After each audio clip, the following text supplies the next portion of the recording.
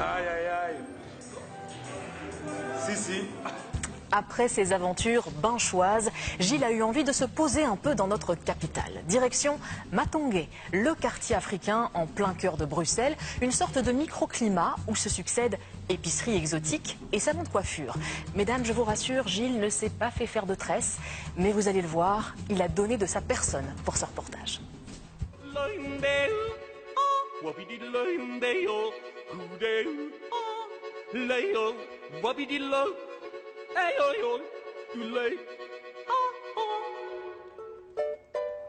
Ma chère maman, c'est un miracle, le soleil est de retour parmi nous. Heureusement, car cet hiver me semble interminable. Et pour me réchauffer, je me rends aujourd'hui dans un quartier dont on m'a vanté la chaleur et l'exotisme de ses habitants, Matongué.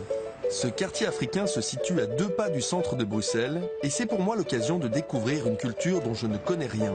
J'ai même réservé les services d'un guide congolais, mais à mon grand étonnement, ce n'est pas lui qui m'accueille.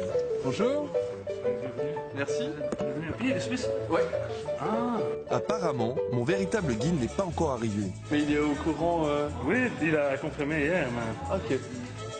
En attendant mon accompagnateur, cet habitant de Matongué m'emmène dans un café typiquement africain, la Calebasse. Maman, en entrant dans ce bar, j'atterris sur un autre continent.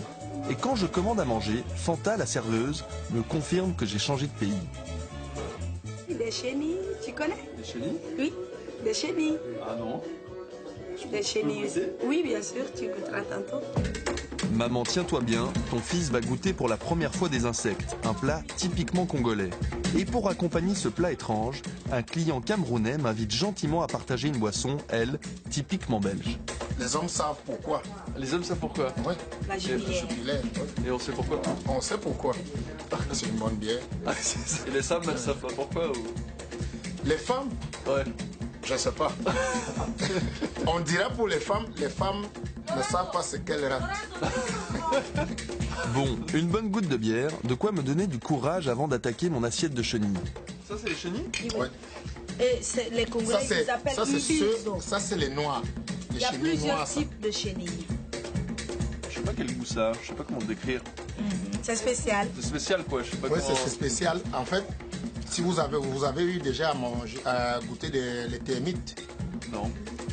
C'est la soupe. Et après cette surprenante entrée, place au plat de résistance.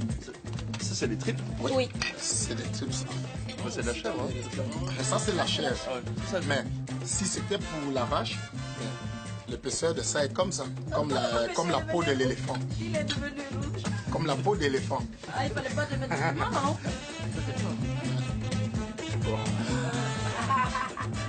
Vous voulez goûter? Imagine alors,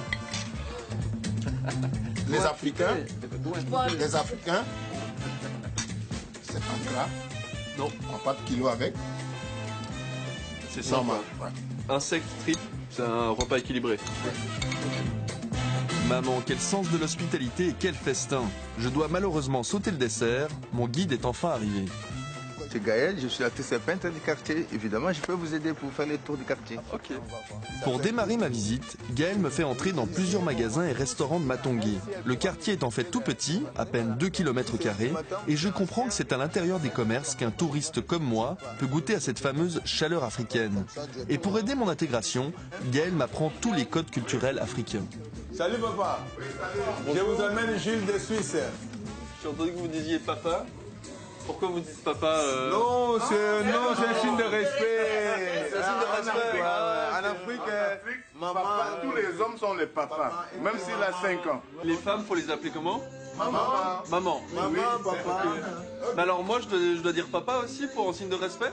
Ça se fait? justement, si je dis tu arrives, tu dis papa, bonjour, je dis oui, ça. Plus étonnant encore maman, cette boutique spécialisée dans l'entretien capillaire. Je me balade à travers des rangées interminables de perruques et d'extensions pour cheveux. Et en me dirigeant vers la sortie, je tombe sur une jolie jeune femme à la crinière impressionnante. Ça a pris combien de temps pour faire cette coiffure Cette coiffure, je l'ai fait ici dans la galerie juste à côté. Ouais. Et ça m'a pris 2 heures. 2 heures. Oui, 2 heures. Et c'est pas tous vos vrais cheveux alors, je pense. Non, non. Mes vrais cheveux sont... Là, derrière, vous les verrez mieux. Vous voyez, jusque sur mes vrais cheveux. Ah oui. Et le reste, c'est des rajouts? Ouais. Des rajouts. Je peux toucher? Oui. Ah ouais. C'est presque comme des vrais choux, quoi. Ouais, bah, vous sentez après ici les vrais cheveux. On voit la différence, là. Ah ouais. Ouais. Wow. C'est super beau. Merci. Maman, cette magnifique coiffure m'a donné envie de changer de look. C'est bizarre, c'est la première fois que je porte une perruque. Si certains portent de faux cheveux, alors pourquoi pas moi? Vous rigolez. Je vois que vous rigolez. Non, mais ça... Beau gosse. Ça fait un peu Justin Bieber, non? Voilà. Ouais. Il y a beaucoup d'hommes qui achètent celle-là? Je me souviens d'un client qui l'a acheté. Ouais. Ah ouais. Et ça lui allait aussi bien que moi? Ouais. Bon, vu les rires de la vendeuse, je préfère encore garder mes cheveux naturels. Oh, le Suisse à Matongué. Bordel. Tu t'es perdu ou quoi? Non, non. Aïe, aïe, aïe.